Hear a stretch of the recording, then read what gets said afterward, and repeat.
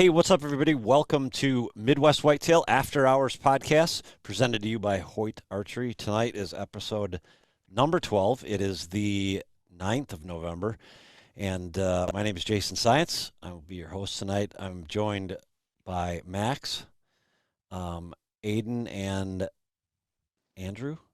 Avery. That was close. It started with an A. And last and certainly not least, the man that needs no introduction, Mr. Mike Reed. How's it going, guys? Good. It's going well. How are you? I'm good. Since you're going back to work tomorrow, right? I've got one more day off. Oh, you do? Well, I guess I didn't need to have the grand send off that I did, but one rainy day. One rainy day left. Did it rain for you guys down there today? No, tomorrow, all afternoon. Okay. Yeah, we should be okay in the morning, though. Mike, is it still? I haven't checked in a while. We're still good through the whole morning, right? Yeah. The 60% doesn't hit till around 4 p.m. So I think the 20-30% starts around 1. But it's got that east wind in the morning. Yeah. I need this rain to wash out some of the stink I've been laying down in there. Tromping around.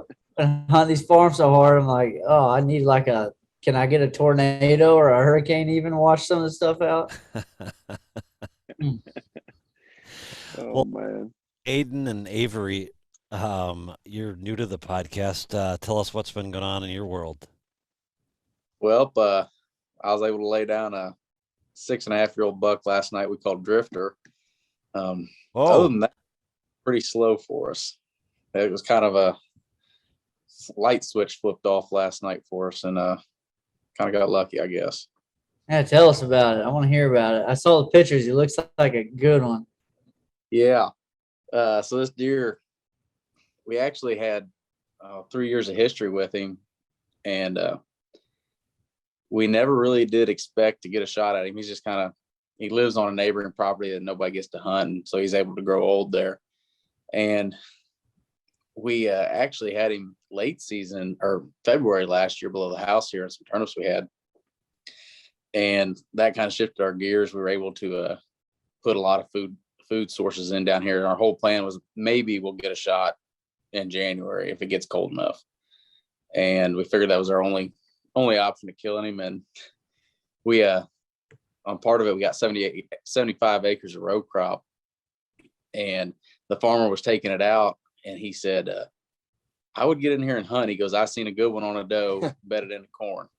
And we figured it was him just because we had pictures of him daylight on the 5th. And so we got in there, and sure enough, he came running across the field after that hot doe, and we had a decoy set up, rattled, and the rest is history. That's awesome. Decoy. Did Really? you get some? What was his reaction to that decoy? So we actually had some standing corn in between us. So the farmer had gone around about 30 yards off the tree row, and that had been shelled, and then all the middle was shelled already. So we had that barrier where he couldn't see, after we rattled, he was just interested. He couldn't see what was going on. So he came, that got him turned towards us, and it took a snort wheeze to kind of seal the deal. And he went crazy, running up and down the rows of the corn right in front of us. And he finally went out to the point where it had been shelled, and he seen that decoy, and he came in on a string all puffed up. He didn't go downwind like we didn't quite have a shooting lane like I needed to be. Squat down in the tree stand and get a shot at him. Had to, yeah. Yeah. Dang, did he ever hit the decoy, or did you kill him before you got to it? Got about 3 feet from the decoy. Yeah, man, that's sweet. He got there, and you could tell he wanted to, and then he kind of maybe second guessed, and Avery's like, you got to shoot him now, because if he hits it, He's Oh, gone. yeah. So You don't know what direction he's going once he hits it either. Yeah. That's awesome, dude. That's incredible. So I never really expected to kill that buck this time, really ever, but this time of year, let alone. I mean, I couldn't believe it happened. We also had another younger buck before he came in, Decoy as well. And then he actually left, and then that's when Drifter came in. Yeah. It was That- crazy. Man, that's awesome. Yeah. So it was. So you guys had the intel from the farmer because he'd seen him out there tending Yeah. to go. Okay, so Yeah. that's what put you in the place that you did. Yeah, and we had a picture of him, what, 2 days, 3 Yeah, days prior The 5th at like noon Yeah. on a scrape before the corn was out.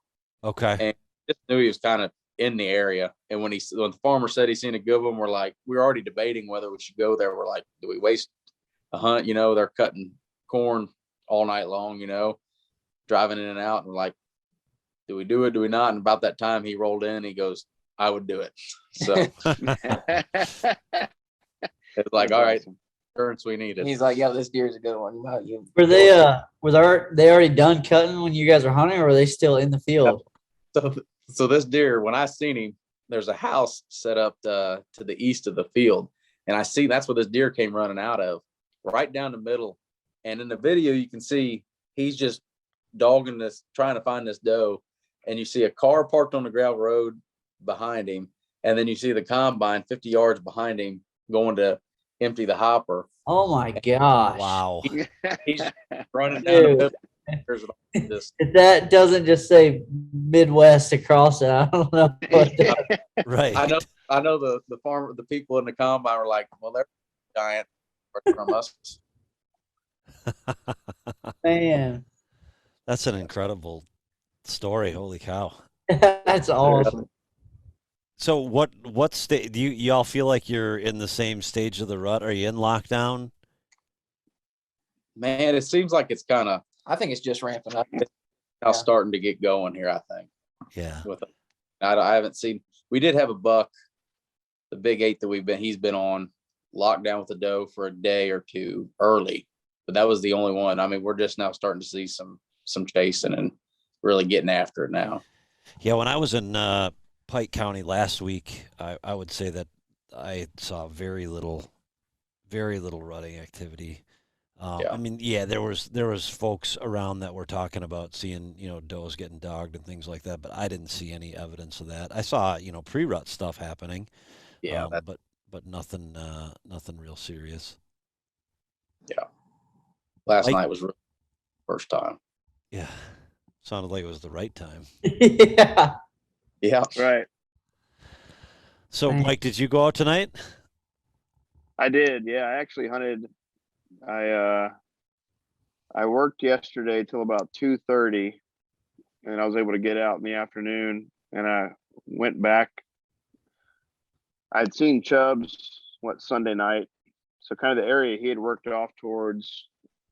Since we had the wind switch from the south to the north, I went and set up on that ridge top. I've got a turnip plot up there. It's only 200 yards away from the bottom plot that I've been seeing them in. And anyway, went up there, and it was very interesting. I saw 8 different does come out in the food plot and feed, and I mean, there wasn't a buck around. It's like you'd swear it was early October, And we had a group of 5 analysts come in right before dark, and they're just eating turnips and browsing. And I'm like, where are all the bucks? I had 2 does in the plot early. Yeah, it was just unbelievable. I had 2 does in the plot earlier, and they were there for an hour before a little 1.5-year-old showed up and kind of ran them off the plot. But I think we ended up seeing 8 does and 2 1.5s. This morning I went back to the same set just because of over the last 2 weeks where I've been getting daylight photos of Chubbs. I thought he's got to be coming in over this ridge back into this bedding area. 2 big doe bedding areas on either side of the ridge, and I can actually see pretty well. There's a lot of low cover. Slow hunt again. I mean, a couple does, a couple young bucks, one kind of little flurry of movement about 8:30, 9 o'clock, and we hunted late. And then I shifted over maybe 75 yards where I can kind of see a different area. I can actually see that bottom plot, but had a good wind for it. I was probably 150 yards away from it. And similar thing again. I mean, we actually had a couple of young cruising bucks, 2.5-year-olds, and then young bucks chasing. And right at last light, that bottom plot probably had 5 or 6 deer running around, and it looked like small bucks and does. It's been interesting. This is kind of what I thought I would see a week ago as far as the young bucks harassing does. Mhm. And I can't say that I haven't seen, I mean, I've had Big Mac locked down, on a doe. So, I mean, obviously some of the more mature bucks are getting some of those first does, I think. But we're just really starting to see some of that stuff that I felt like I should have seen a week ago. I mean, it's pretty weird to see does and fawns walking around with nothing dogging them. We Yeah. had On that. November 9th. Yeah, I feel like you guys are definitely a week behind us. All of you guys, I think, whether it's Pike County, Missouri, Illinois, southeastern Iowa. Where are you at, Mike? Around Iowa I'm City? probably east central. Yeah, that's right. Yeah. Okay. I Yeah, don't feel like I don't know. That's what you've had those couple hunts, and I've had a couple of those mixed in, but I'm like on the every other chain. Like Yeah. every other hunt, it's just like insane. Like a chase will break out. I mean, I don't know. I got a streak going that I forget how long your streak was, or I think you had like 6 hunts in a row with mature bucks. I've at least got that many. I saw I saw one shear tonight. I don't know. 2 this morning. I don't know. It's every hunt. I'm losing track, but I'm having like an every other hunt is like a one feels like October, and the next one feels like just unreal November. I don't know what the deal is. Yeah, which I guess this time of year is kind of plagued by that. You know, I mean, there are definitely does coming into estrus, and boy, Yeah. if you've got one in the area, it can be crazy. But I still sort of feel like some of this just younger buck harassing those that aren't in heat. You know, I didn't see much of that like I normally would have end of October, sort of. Anyway, it's somewhere in there. I mean, there are clearly those coming into estrus, and it's just about putting your time in, you know, and hopefully getting one in the bow range. Yeah. Sooner or later, somebody's between you or Jared or heck me. Somebody's got to be in there close sometime. You would think, man. I've been saying my prayers. I mean, I'm doing Man. that. I know, Jason. I know you're. I'm reading magazines on how to deer hunt. I'm watching YouTube videos in my stand. What's the rust? What's okay? You Yeah, just, what Yeah, is- I'm like, Yeah. what does this say? I just got this in the mail. I know. Oh man, all right. This says something about you- primetime rut. Okay, Primetime all rut Let me see if giants. they can help me. you guys I feel should like I need some Midwest help. Whitetail newsletter. That's why we send the newsletter out. Tips and tricks in there to help. Oh, that's what I should do. Good call. Oh man. Good call. I know that. How have your last couple hunts been, Jason? Not they're locked down. I mean, there's lockdown. Although today I didn't get a chance to go. Like I think I said prior to hitting the record button, I had to do a bunch of stuff for real estate. And I had to drive up to a property which was about 45 minutes away and get it ready for closing on Friday. And I saw probably a mid 60s to 70s beautiful 10-pointer just about meet the front end of my truck on a big state highway. Oh man. So, you know, he was clearly going from one thing to the other. But I you know, a week ago when I got back, it was, you know, I would, you know, as you're driving to and from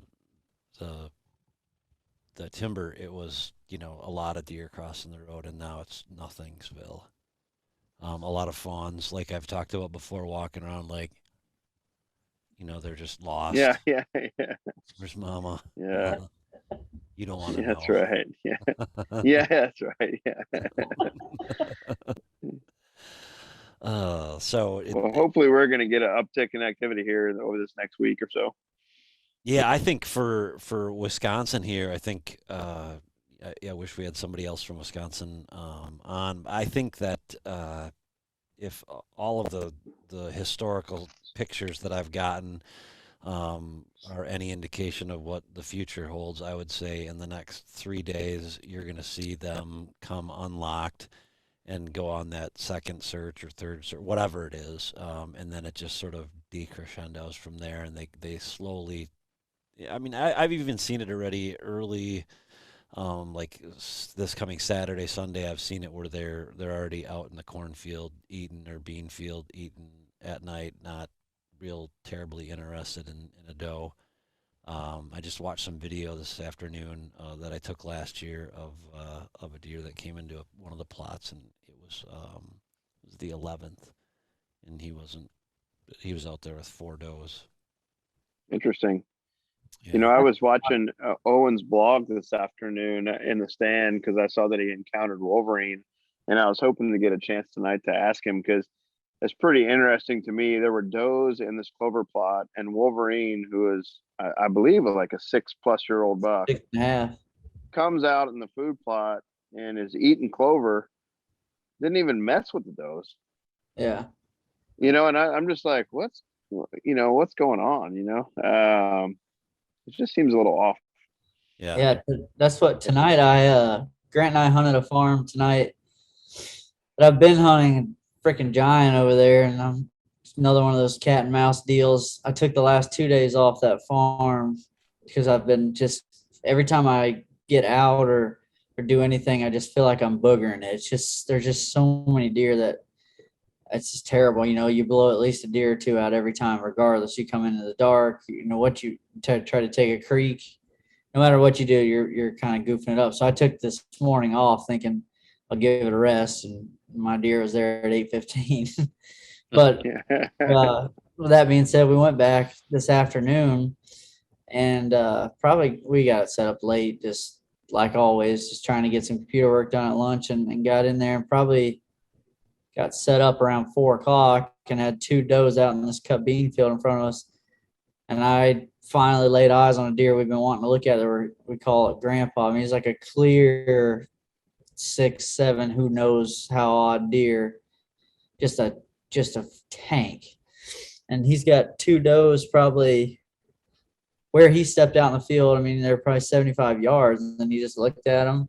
2 prime does right in the middle of a wide open field. I'm like, oh boy, well, it's on. Him and the buck behind him. It's like they did not care at all. They went the complete opposite direction.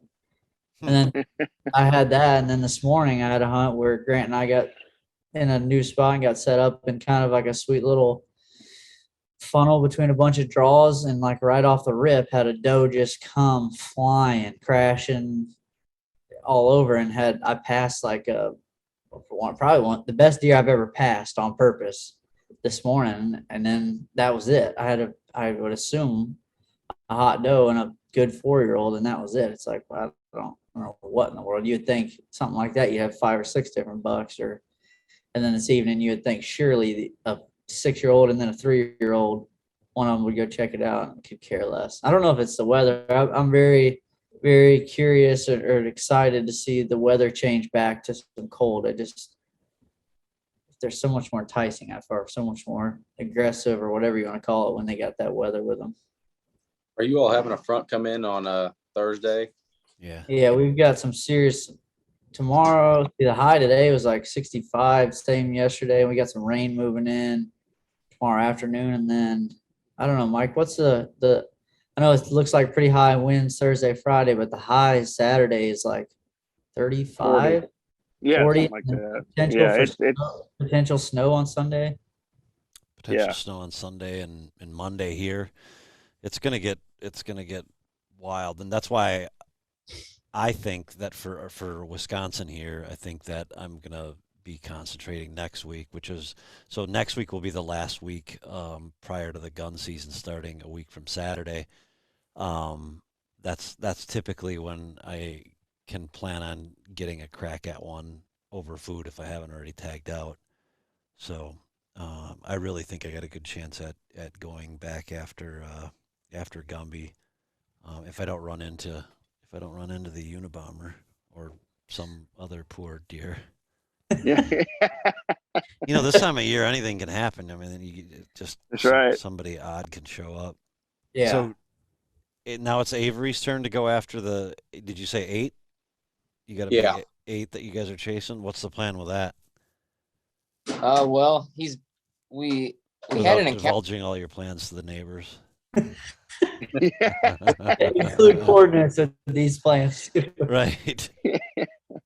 We had an encounter with him the morning of November 6th, and that's about the last time we've seen anything out of him. Yeah. But we were all over him before that. About the 3 days in a row, we were all over him, just slip us at 60 or. And then we just kind of gave him like, a couple day break, and then gonna be back after him. We were after him tonight, and we're probably gonna try him tomorrow, more than likely. Cool. Yeah, awesome. Good luck, man. Yeah, good luck. Sounds like you had, it was last night that you had this encounter and killed him? Yeah, killed that drifter buck last night. Yeah, that's awesome. What's your weather? It had to have been pretty. If it was 65 here, I mean, was it 70 where you were? I was in 70 degrees. I was in a last night. t-shirt until about 30 minutes before dark. That's wild. That just goes to show you when it's right, it's right. Yeah. We just weren't expecting to see much. Right. I think Mike said it on the last show that we did that, when it's right, it's right. I mean, if it's going to happen, it's going to happen regardless of wind, snow, rain, a suntan, whatever. I mean, yeah, it's just going to happen. Yeah. At this point, just got to be out there. Yeah. Just go sit and be happy. Yeah. Just keep your ears open. All right. Well, has anybody got anything else? Yeah, I wanted to start taking at least a couple of questions per. We got a great response the last time we took a few questions, so I got 2 for all of us before we get off here. That we'll try to get through real quick. Okay.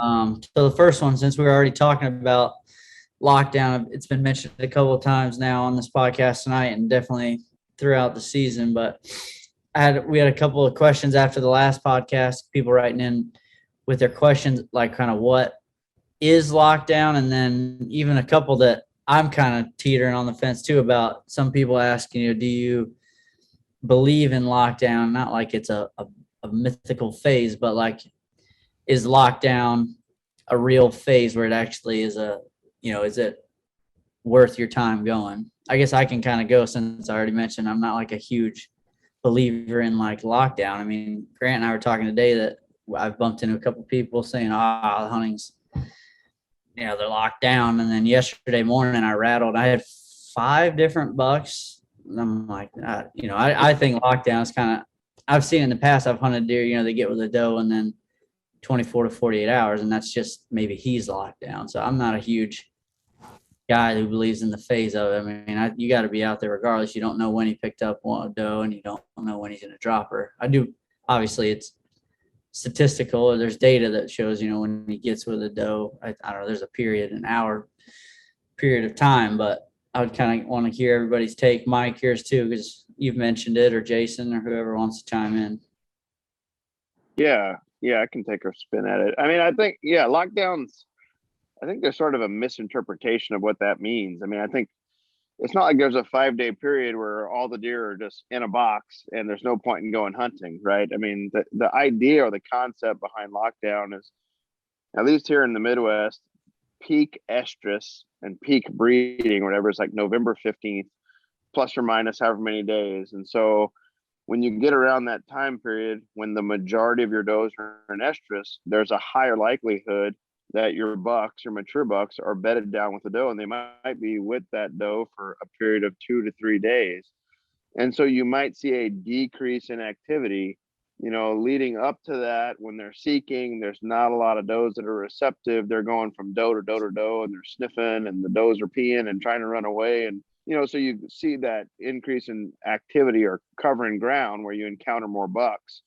And I mean, of course, there is a period of time where there are lots of does in estrus, and maybe the bucks aren't moving as well, but it's the rut, and you might as well go sit in a tree, because you don't know if he's coming off of that doe or whatever. Just sit there and be patient. I mean, I'm having slow hunts, you're having slow hunts, but the very next hunt, you might have an awesome hunt. And so I would never tell anyone like stay in, but there's obviously a decrease in activity that comes with maybe peak estrus.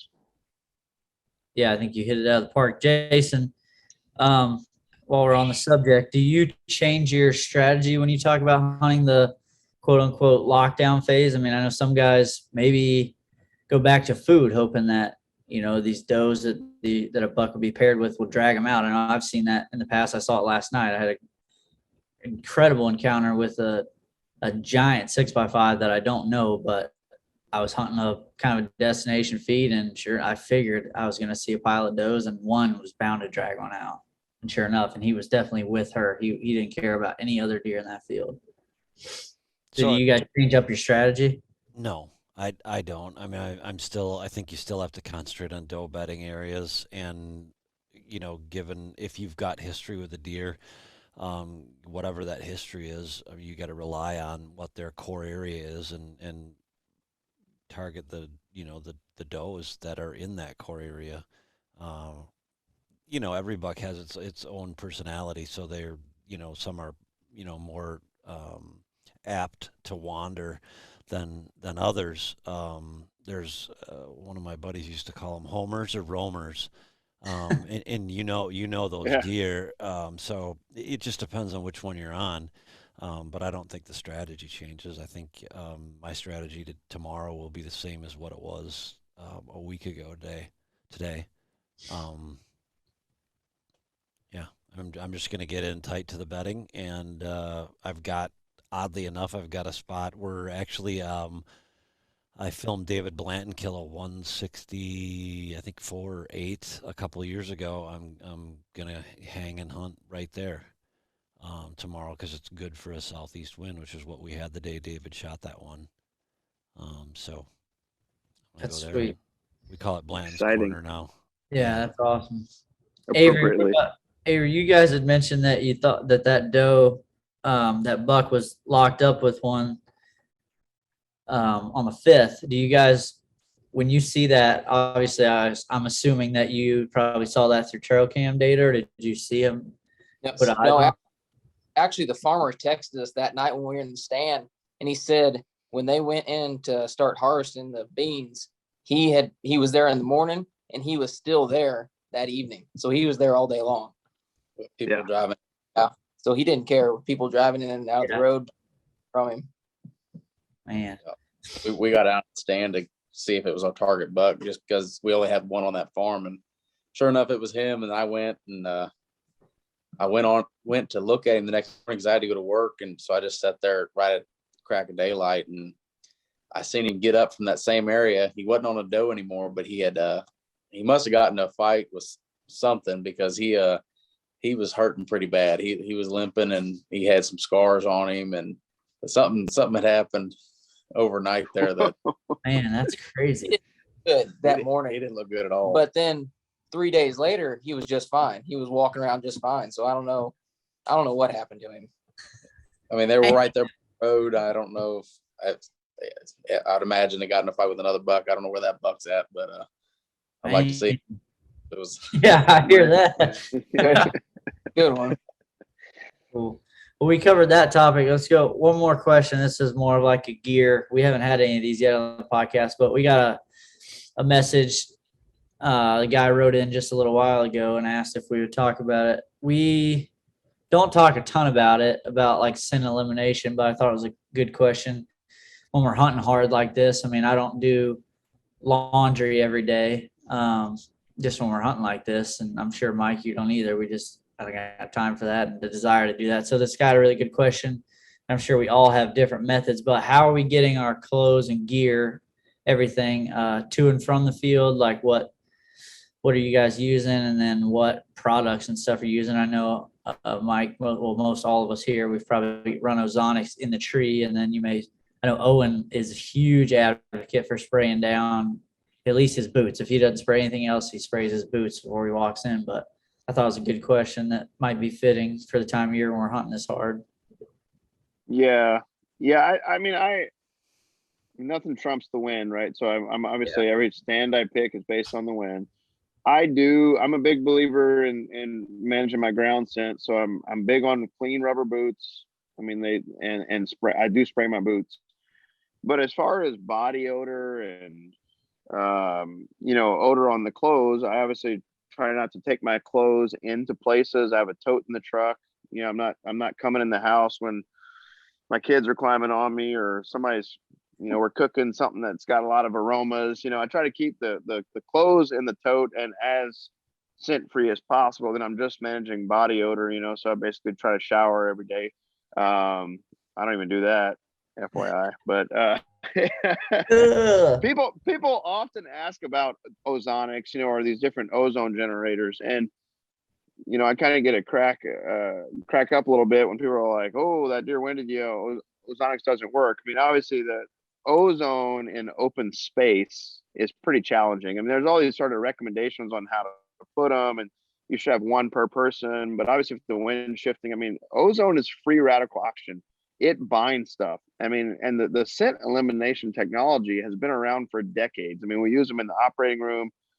Limousine services use it to deodorize their cars, and house, people use it to deodorize if you had a house fire or get that. I mean, there's no doubt that it eliminates smoke or scent. In fact, Jared and I had an experience trapping some years ago. Jared did actually got kind of skunked, and had caught a skunk in a Duke trap.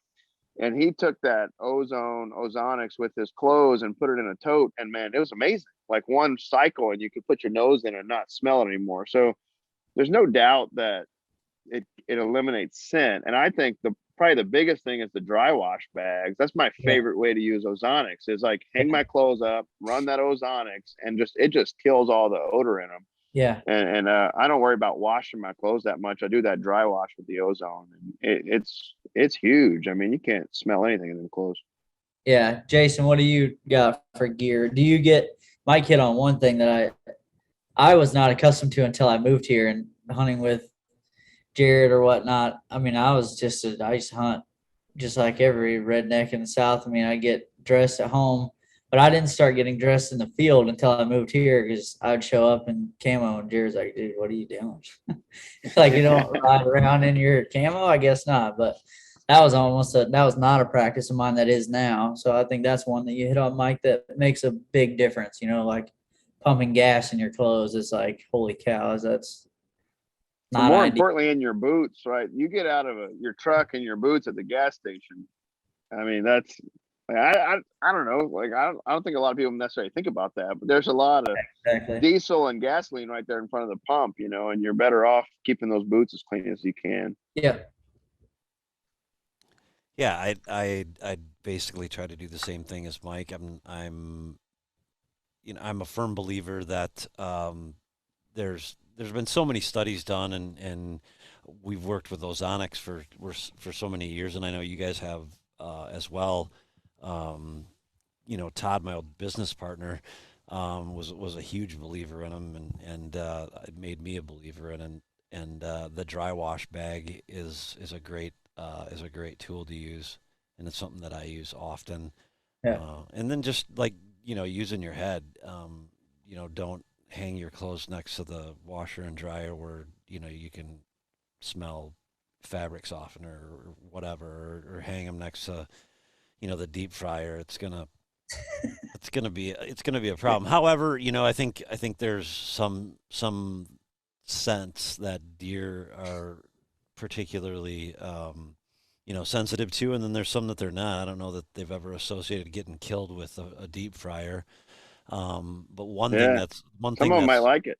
Yeah, right. One thing that's for certain is that human body odor that you have to manage. If that's a problem, that's a real problem, and it always will be. Because that's the one thing I think that's constant. I mean, I think you can get gas on your boots. You can. There's 100 different things that can happen, but the one constant, I think you guys would agree, is body scent. And that's I do everything I can. It's not possible early season, but I do everything I can to not break a sweat. Obviously, an October 1st hanging hunt is a recipe for dumping sweat, but I a lot of times don't wear hardly anything walking in, and I really get dressed more up in the tree or at the base of the tree, just as far as the body odor goes. But I'm kind of the same, Mike. The dry wash has been it's been really interesting, and I think it is extremely powerful. So we have one of those ozonics lockers that Grant and I use. I don't even think we do it every day. And then from there, I've got a bag that all I use for is hunting clothes, and that goes out of that thing into that bag, and not until I'm in the field I get dressed. But there's definitely a lot of people out there that I think more or less are overkill. I mean, at the end of the day, I'm not someone that's going to sit here and tell you can fool deer's nose. I mean, you can get away with some stuff, but I still think it's deer's nose is about as impressive as it gets. Yeah. This time of year is one of the few times that you really could get away with Yeah. I mean, there's, their love trumps their fear Yeah. sometimes, but Yeah. it's just good. It's good habits. It's just good to have good habits, I think, and even if it may be more important, early season or something like that. But yeah, I'm real careful about access and then obviously wind, but doing those things I think can be really helpful. Cool. And some deer can be conditioned, like you talk about urban hunting or like my neighbor down south of the cabin, he owns, 25 acres or so, and he'll go hunt behind the house, and he's like, he can just smell when his wife is like doing the laundry from the exhaust vents of the laundry. And those deer, are bound to get somewhat conditioned Yeah. to some of those odors because it's right there from the house, and so it's it's situational to a degree too. I mean, everybody's situation is a little bit different, but if I've got 1,000 acres of countryside to hunt, and there's no houses or people around, then you got to pay attention to all sorts of stuff. Yeah. Yeah, absolutely. I think it's like you said, you could be hunting right behind a house like that, and they're going to be conditioned to it, but put them 300 yards from that house, where that scent's dissipated and they're not smelling it, they're going to act completely different. Yeah. Right. So maybe we can come up with a gimmick to condition deer to every one of our stands for each Just window. take some old sweaty gym clothes and leave them in all your permanent sets. That'll get them. There you go. Yeah. You just create some odor generator that attaches to the bottom of your cutty back, and it just sprays it out every so often, I'm just gonna start my farms and scarecrows. Oh, Jared leaves us alone for one night and it goes way off the rails. Yeah, yeah. Cool. We knocked those out. So everybody who's out there writing in questions, keep them coming. I hope this helps. I don't know. I feel like I learned something every time on these podcasts. So hopefully everybody else is too. Yeah, I've got the next time I've got a good question that I want an answer to. I'll wait till we do the next one that I got from someone the other day who's actually real close to where I hunt and asked asked if I'd ask the question, and I'll wait till next time. He wants to know. Wait till Jared Doder here. Get some real answers. We got to make sure Mike's the doctor, so we got to make sure he's on the podcast. All right. Anything else? Aiden, Avery, you guys are pretty quiet. No. Hey, thanks for joining us, man. Yeah, Congrats. awesome job. Nice work. That show will be on Great Plains and potentially Thursday, right? Yeah, if I can get it sent in, I gotta crank that out and get it start sending with. All right, well, either this Thursday or next Thursday for anybody watching. That hunt's going to be out there. I'm sure it's killer. Yeah, it should be a good weekend. Yeah, excited to see it. Congrats, man. Good work, guys. That's awesome. Yeah, nice job. Thank you. All right, that's it, right? Nobody got anything else? Yeah, that's it. All right, man. We're out.